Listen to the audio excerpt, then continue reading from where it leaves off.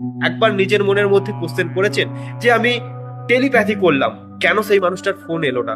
এই সিচুয়েশনটাতে আপনি তার কাছে ভালো হওয়ার চেষ্টা করছেন, আপনি একটা মানুষকে পছন্দ করেন না, সেই মানুষটা যদি আপনাকে বারে বারে কনভিন্স করার চেষ্টা করে, তখন একটা সময়ের পর আপনি বিরক্ত হয়ে যাবেন।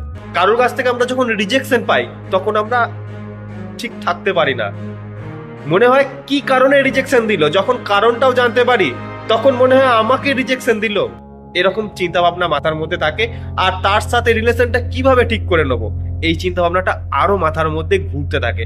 এই সময় আমরা এসে নতুন কিছু টার্মস, নতুন কিছু ওয়ার্ড জানতে পারি যেগুলোর সাথে আমরা কোনোদিনই ওয়াকিবহল ছিলাম না, সেগুলো সম্পর্কে আমাদের কোনো রকম ধারণা ছিল না।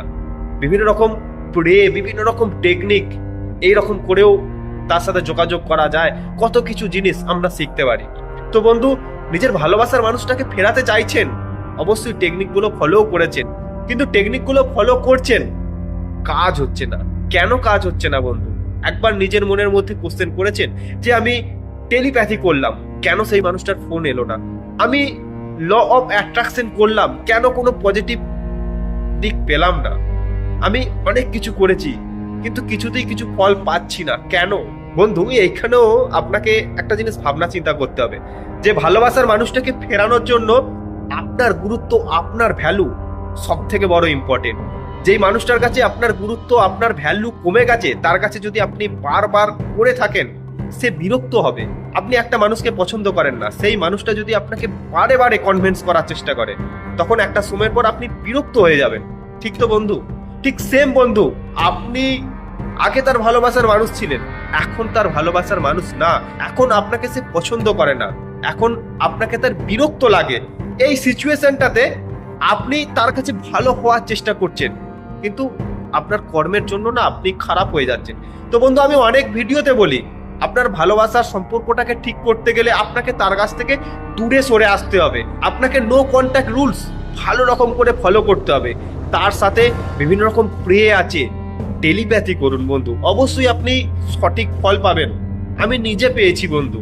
ভালোবাসার মানুষের সাথে আপনি কোনো রকম ভাবে যোগাযোগ করতে পারছেন না, সেই মানুষটাকে আপনার প্রয়োজন, আপনার মন চাইছে তাকে, আপনি কি করবেন এই সিচুয়েশনটাতে? অনেক মানুষ অনেক রকম ডিসিশন দিচ্ছে, অনেক রকম আপনাকে মোটিভেশন করছে, কিন্তু আপনার মন চাইছে শুধু সেই মানুষটাকে ফিরে পেতে।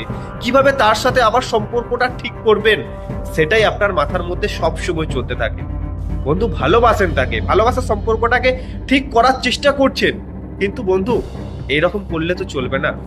আপনার গুরুত্ব, আপনার ভ্যালুটা বাড়াতে লাগবে বন্ধু। আমি অনেক ভিডিওতে আগেও বলেছি, আপনার গুরুত্ব যদি না বাড়াতে পারেন বন্ধু, সেই ভালোবাসার মানুষ আপনার কাছে কোনোদিন ফেরত আসবে না।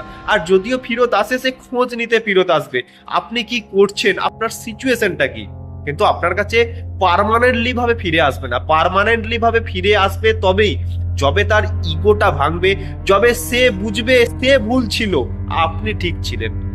আপনি এই ব্রেকআপের পর এই যে সিচুয়েশনটা আপনার লাইফে এসেছে, এই সময়টাতে নিজেকে গঠন করার চেষ্টা করুন, নিজেকে পজিটিভ রাখুন।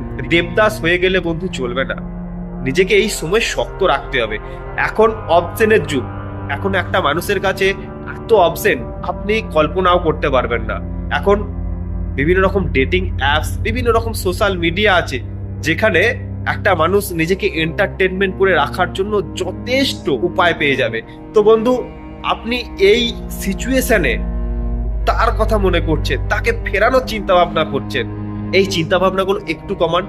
এই সময়টাতে নিজের জন্য একটু খাটুন বন্ধু, দেখবেন নিজেকে ঠিক রাখতে পারবেন। ভালো থাকুন, সুস্থ থাকুন, নিজেকে ভালো রাখার চেষ্টা করুন। টাটা।